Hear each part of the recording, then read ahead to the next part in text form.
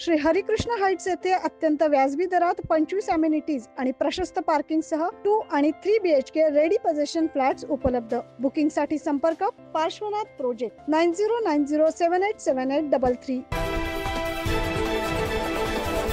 नाशिकमधील सामाजिक कार्यकर्ते गजू घोडके यांना मारहाण केल्याच्या प्रकरणी शिवसेना ठाकरे गटाचे उपनेते सुनील बागुल, महानगर प्रमुख मामा राजवाडे यांच्यासह इतर काही पदाधिकाऱ्यांवर भद्रकाली पोलीस ठाण्यात गुन्हा दाखल करण्यात आला होता।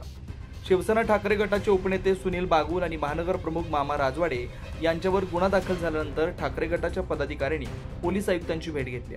उपनेते दत्ता गायकवाड, जिल्हा प्रमुख DG सूर्यवंशी, माजी आमदार वसंत गीते यांच्यासह इतर पदाधिकाऱ्यांच्या शिष्टमंडळाने ही भेट घेतली।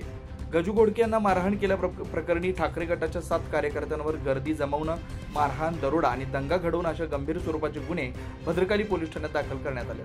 याच प्रकरणासंदर्भात आज शिवसेना उद्धव बाळासाहेब ठाकरे गटाच्या शिष्टमंडळानं पोलीस आयुक्त संदीप कर्णिक यांची भेट घेऊन निवेदनाद्वारे सखोल चौकशी करण्याची मागणी केली आहे। दरम्यान हा गुन्हा पूर्णपणे राजकीय सूडबुद्धीने दाखल केला असल्याचा आरोप केला। वसंतभाऊ गीतेजी, दत्ताजी नाना, शंभू बागुल आणि सर्वच पदाधिकारी आम्ही आलेलो आहोत आणि साहेबांना फॅक्ट सांगितले तुम्ही क्रॉस चौकशी करा। त्याच्या 2 दिवस आधी बाळासाहेब पाठक आणि सुनीलभाऊंनी अर्ज दिलाय पोलीस कमिशनर की हा खंडणी मागतोय, तर पोलिसांनी तेव्हाच काहीतरी बंदोबस्त केला पाहिजे होता आणि मग त्याच्यावर सुद्धा गुन्हे दाखल करावे असं सविस्तर आदरणीय वसंतभाऊ आणि नानांनी सांगितले। आम्ही सगळे काय म्हणणं झालं तुम्ही जे सांगितल्यानंतर त्यांनी काय रिस्पॉन्स दिला?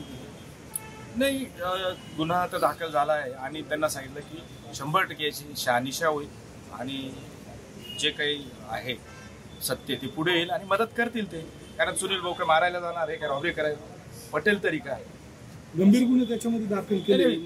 पोलिसांचा दबाव आहे सरकारचा, सर्वीकडेच आहे, अनेक वर्षापासून बघताय चुकीच्या मार्गाने सुरू। एकूणच या सर्व प्रकरणानं नाशिकमधील राजकारण पुन्हा एकदा तापलंय असं स्पष्टपणे दिसून येत आहे। 9 न्यूज महाराष्ट्रासाठी साहिल बेलसरे, नाशिक।